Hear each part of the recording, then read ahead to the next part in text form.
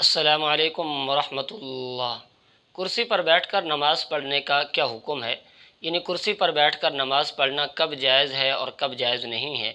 बाज़ लोगों को आपने देखा होगा कि वो कुर्सी पर नमाज़ पढ़ रहे होते हैं।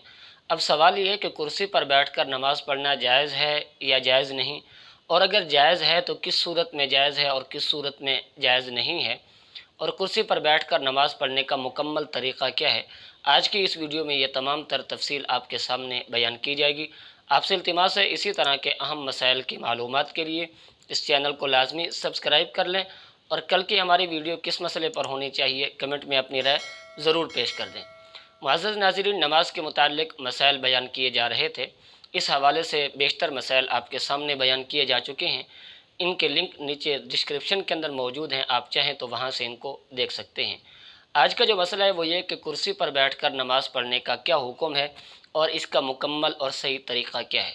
मुअज़्ज़ज़ नाज़रीन, याद रखिए, नमाज के अंदर क़याम फ़र्ज़ है। नमाज के अंदर 13 चीज़ें फ़र्ज़ हैं, जिनमें से 7 चीज़ें नमाज से पहले ज़रूरी हैं और 6 चीज़ें नमाज के अंदर ज़रूरी हैं।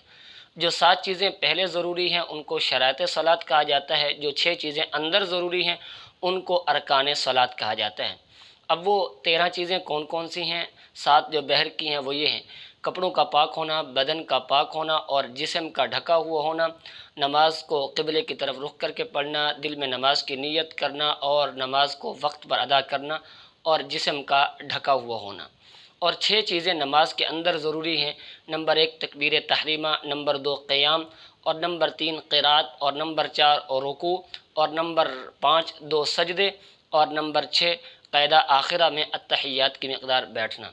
तो नमाज में क़याम करना फ़र्ज़ है। अगर कोई शख्स नमाज में क़याम करने पर क़ादिर है, उसके बावजूद वो फ़र्ज़ नमाज बैठ कर पढ़ता है, तो ऐसे शख्स की नमाज नहीं होगी, इसलिए कि वो जानबूझकर फ़र्ज़ को छोड़ रहा है।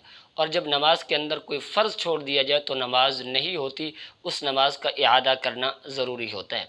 अब रहा ये सवाल कि अगर कोई शख्स मजबूर है, उसका उज़्र शरई है, किसी को डॉक्टर ने कह दिया कि अब तुम खड़े होकर नमाज नहीं पढ़ सकते हो, या इतना लाग़िर और कमज़ोर है कि खड़े होकर नमाज पढ़ने में उसको शदीद तकलीफ़ का सामना करना पड़ता है, गिरने का अंदेशा होता है, तो अब ऐसे शख्स के लिए शरीयत ने रुख्सत दी है कि वो ज़मीन पर बैठकर भी नमाज़ पढ़ सकता है, कुर्सी पर बैठकर भी नमाज़ पढ़ सकता है।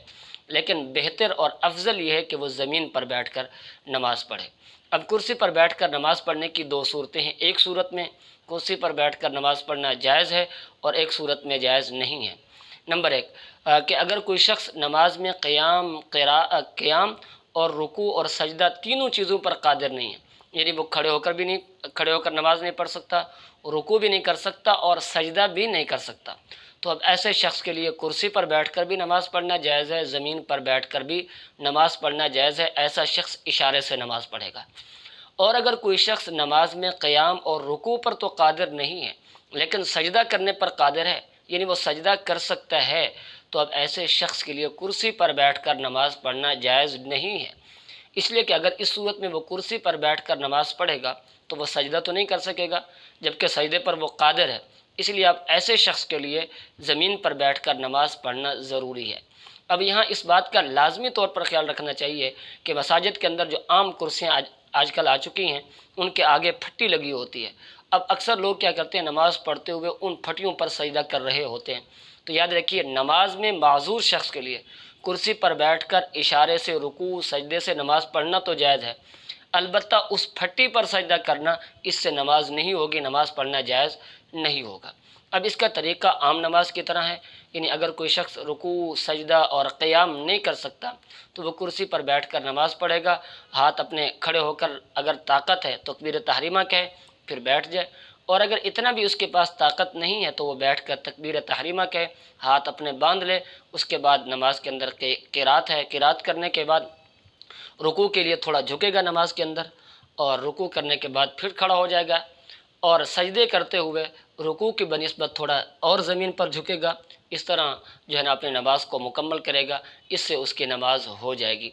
अल्लाह रब्बुल इज़्ज़त समझने की तौफ़ीक नसीब फरमाए।